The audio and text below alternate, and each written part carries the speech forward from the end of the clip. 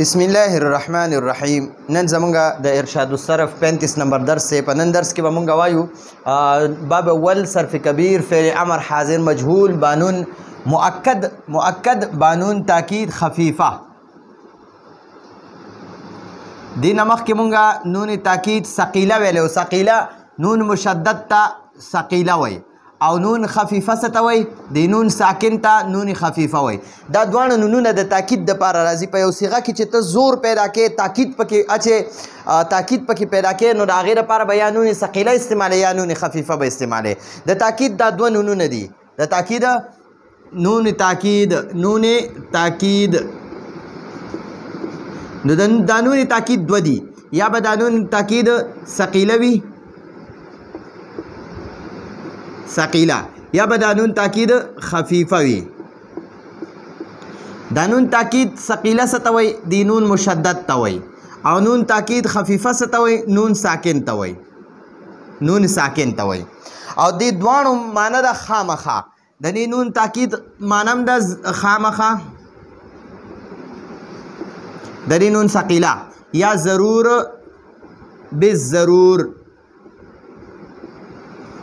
او د دې نون خفیفه مانم د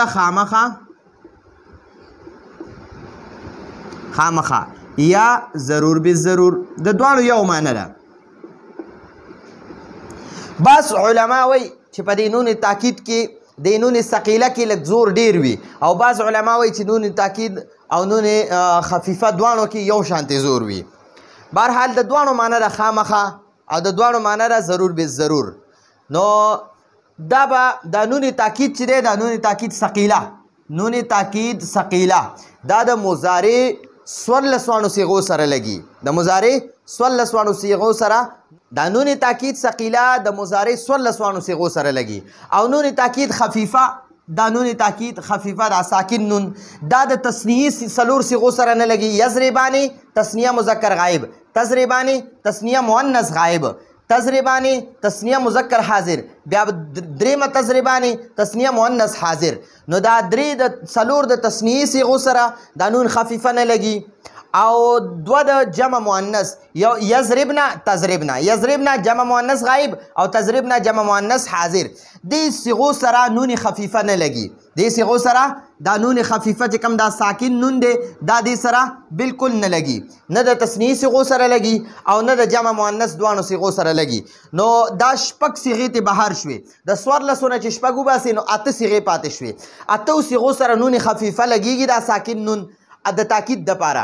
او د نورو شپږو صیغو سره د تثنیې 4 صیغو سره او دوه د جمع مؤنث صیغو سره نون خفیفه نه لګیږي. 8 صیغې اوس کمې پاتې شوې. یو واحد مذکر غایب صیغې سره نون خفیفه لګیږي، بیا د جمع مذکر غایب صیغې سره نون خفیفه لګیږي، بیا د واحد مؤنث غایب صیغې سره نون خفیفه لګیږي، بیا د واحد مذکر حاضر صیغې سره نون خفیفه لګیږي، او د جمع مذکر حاضر صیغې سره نون خفیفه لګیږي. ټیک شوه؟ شپږ دا شوې. او دوه د متکلم صیغو سره اضربو نضربو دې سره نون خفیفه لګیږي، او د نورو صیغو سره نون خفیفه بالکل نه لګیږي. نو اوس وګورئ دا لتضرب لتضربا لتضربو لتضرب سره چې کله مونږ نون خفیفه لګو نو دې سره به دا نون خفیفه چې لګو نو نون خفیفه هم ځان نه مخکې زبر غواړي نو دا لتضربن شو. او د تثنیې سره خو بالکل نه لګیږي. او د جمع سره چې لګیږي نو د دې نه به دا واو نون دا واو الف ختم کی نو دا به لتضربون بشي. بیا د واحد مؤنث حاضر صیغې سره مجهول سره چې لګو نو دا دې نه به دا یا ختمه کی نو دا به شي لتضربن. او د تثنیه مؤنث صیغې سره نون خفیفه نه لګي او جمع مؤنث صیغې سره نون خفیفه نه لګي. صرف د امر په شپږو صیغو سره د شپږو صیغو کې 3 صیغو سره نون خفیفه لګیږي. یو د واحد مذکر حاضر او یو د جمع مذکر حاضر او یو د واحد مؤنث حاضر دې سره نون خفیفه لګیږي او د نورو صیغو سره نه لګیږي. لتضربن په شروع کې چې دا کوم لام دی دې ته لام امر وایي. لام امر. او د دې لام امر معنی پکار ده چې او اردو کې وایي چاهیے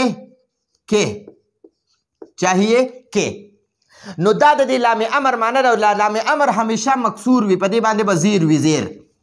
نو چې کله د یوې صیغې په شروع کې او دا به د صیغې په شروع کې لګیږي اول به د لام امر وي بیا به فعل د مضارع علامت وي وګورئ دا تا چې دا د علامت مضارع ده او د دې تا نه مخکې دا لام امر دی د دې لام امر معنی ده پکار ده چې لام امر معنی ده پکار ده چې تضرب ته یو سړی او د نون خفیفه معنی ده خامخا ته یو سړی خامخا ووهلی شي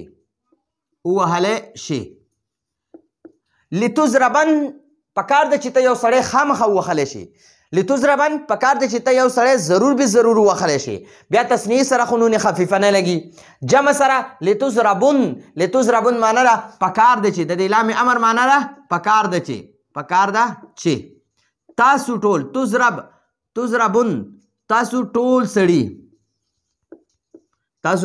سړي او د نون خفیفه معنی ده خامخا یا ضرور به ضرور خامخا ووهلی شي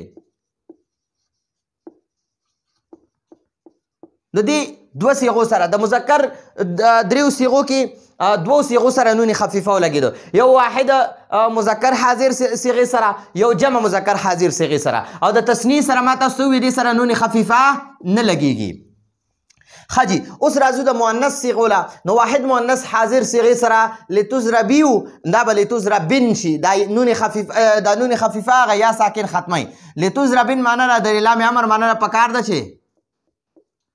ده چې او د تضربین معنی ده ته یوه ښځه